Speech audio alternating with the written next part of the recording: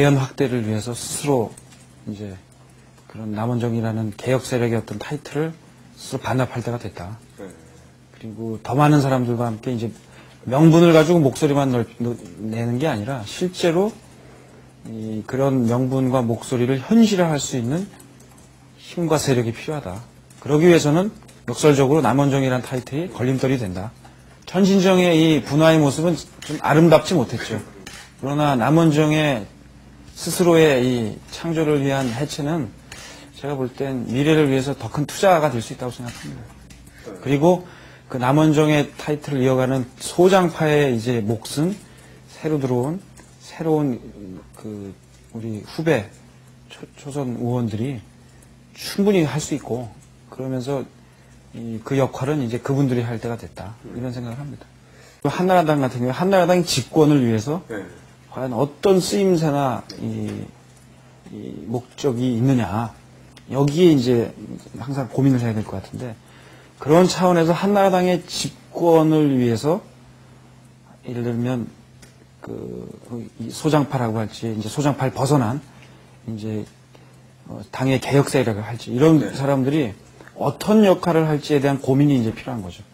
그래서 그게 이제 목소리를 내고 하는 것이 이제는 그것만으로는 절대 부족하다. 그래서 실제로 당을 이제 변화시키는데 그리고 변화시키고 그 변화의 중심에 서서 일을 할 때 그것이 결국 한나라당의 집권에 도움이 된다라는 이런 확신을 가지고 그러한 속에서 움직이게 된다는 거죠.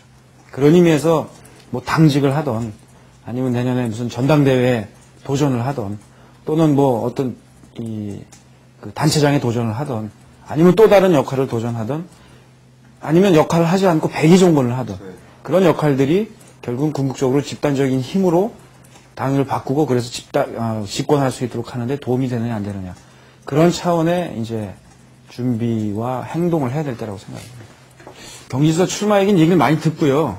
또 정치인이 정말 그런 정치적으로 큰 자리에 욕심이 없다면 저는 그것도 거짓말이라고 생각합니다. 그리고 그런 꿈을 갖고 뛰어야 된다고 생각합니다.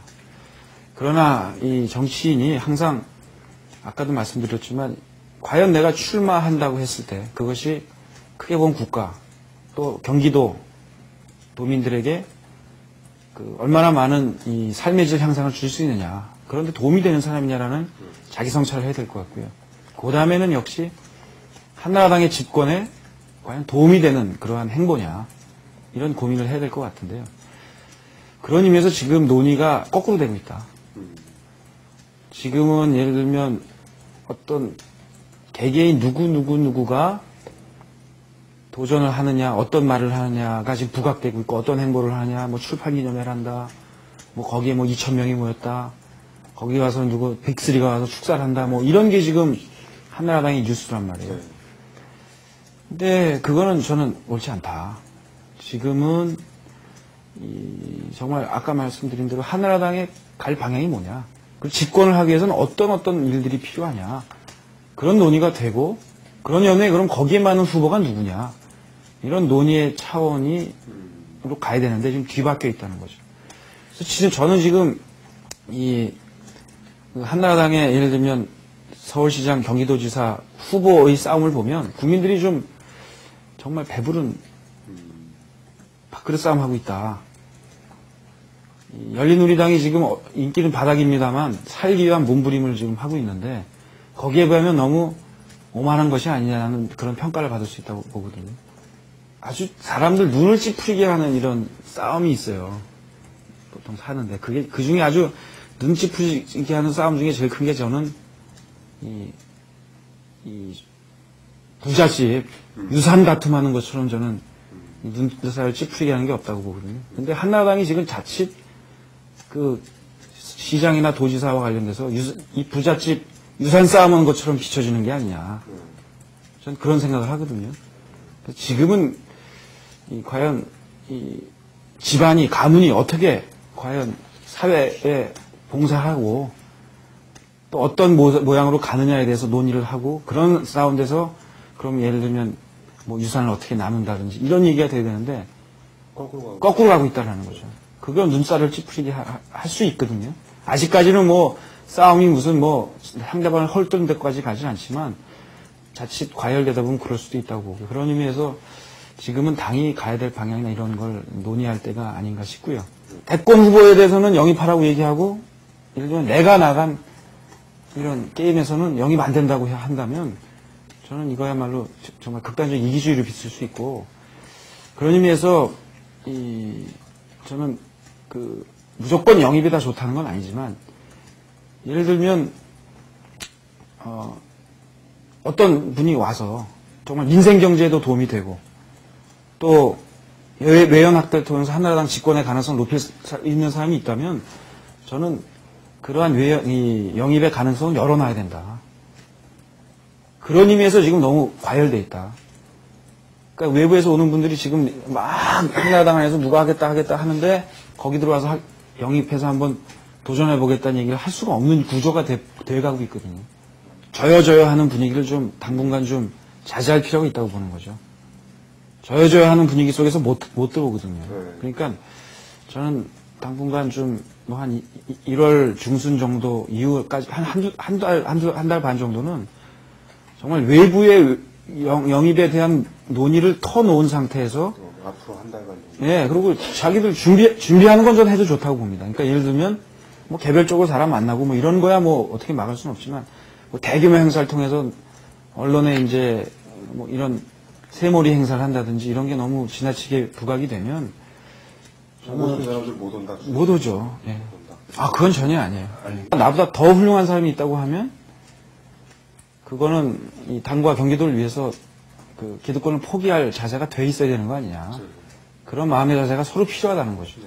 그러니까 그런 식의 그림으로 먼저 시작하게 되면 제가 볼 땐 아까 말씀하신 예, 그런 내 쓰임이 뭐냐라는 것보다는 공학, 자기 자리 찾기가 먼저이기 때문에 그런 논의는 제가 볼 땐 적합하지 않다라고 생각하고, 그런 식의 접근이 되면 저희도 아마 똑같이 명분이나 당위성을 잃을 거라고 생각합니다.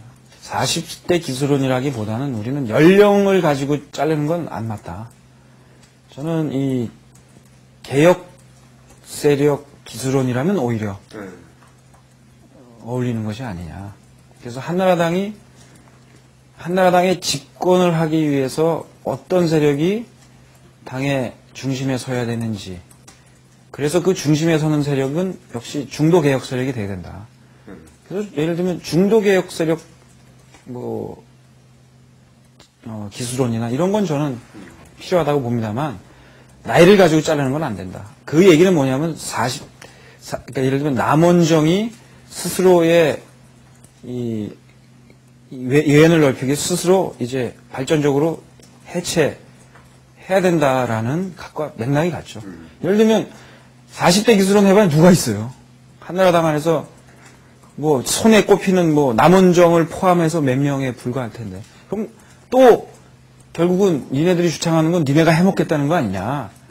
저는 이건 옳지 않다고 보고요. 연령과 상관없이 저는 개혁 세력의 확대를 저는 해야 된다고 봅니다. 과거와 달리 좀 우호적인 시각으로 지금 바라보고 있고, 또 정병국 의원 같은 경우에 직접 참여하고 있기 때문에 과거하고는 좀 스탠스가 달라진 거는 분명하고요.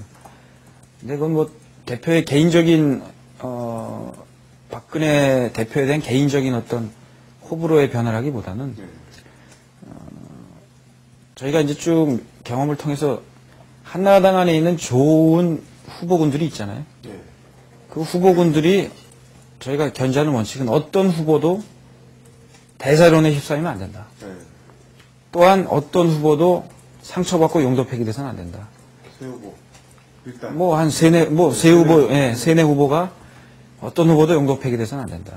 세네 후보가 대사론도 안 되고 상처받아서 안 되고 정말 좋은 후보로서 계속 자기 영역을 이렇게 넓혀나가고, 아까 얘기한 대로 그 외에 다른 세력과의 연대를 통해가지고 그 연대된 세력까지 포함한 후보군들이 정말 경쟁을 할 수 있도록 만들어내는 것이 한나라당 대선의 집권에 가장 중요한 거 아니냐. 그리고 이제 그 안에 저는 아까 얘기했던 개혁 세력들의 역할이 있다고 봐요. 당내 개혁 세력들의 역할은 외연을 넓히는데도 아마 개혁 세력들의 역할이 필요할 거고, 좌우에 후들리지 않고, 예를 들면 개인 후보 개인에게 후들리지 않고 아주 중립적인 입장에서 이것을 또 관리하는 어떤 측면에서도 이러한 이 개혁 세력의 중심이 돼야 된다는 거죠. 민주당이 될 수도 있을 테고요. 뭐 호남에 어떤 다른 세력들이 있다면 가능하겠지만 현실적으로 지금 정치 세력으로는 민주당이 이제 있는 거고요. 하여튼 전 민주당이 됐던 아니던 호남에서 예스할 수 있을 정도. 뭐 하나면서 반색은 하지 않지만 그래 한번 해보자 라는 정도의 긍정적인 답변을 얻을 수 있을 정도까지 한나라당 변해야 된다. 뭐 가능하다면 그것도 뭐 할 수 있는 거 아닌가 싶어요. 근데 그거는 뭐 아마 뭐 지방선거 훨씬 후에 얘기가 될 테고요. 그러나 그런 이 목표를 상정해 놓고 저는 그물을 전 크게 쳐야 된다 그렇게 생각하죠. 저는 뭐 점진적으로 변화하고 있다고 봐요. 근데 이런 거라고 보면 이렇게 물이 어는 순간 이게 티핑 포인트 뭐 이런 게 있거든요.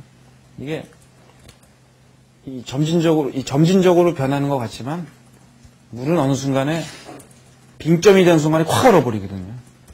그러니까 지금 아주 점진적으로 이렇게 가고 있다고 봐요. 그러나 어떤 모멘텀이 딱 생겨야 이게 어떤 한계를 뛰어넘고 확 티핑 포인트가 생겨 올라가고 어떤 이 곡선의 변곡점이 생기거든요. 저는 그 변곡점의 계기가 필요하고 저는 그것이 한나라당 전당대회가 돼야 된다고 생각합니다. 내년 전당대회에서 호남에서 또 중도 세력이 볼 때 야, 저 정도의 변화라면 한나라당도 이젠 정말 많이 변했고 저 정도라면 우리의 가해자가 아니고 저 정도라면 기득권 세력이 아니다 라는 이야기를 들을 수 있어야 되는 것이 아닌가 그런 생각을 합니다.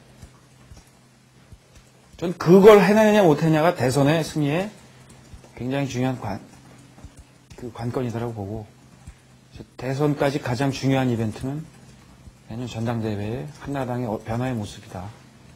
근데 지금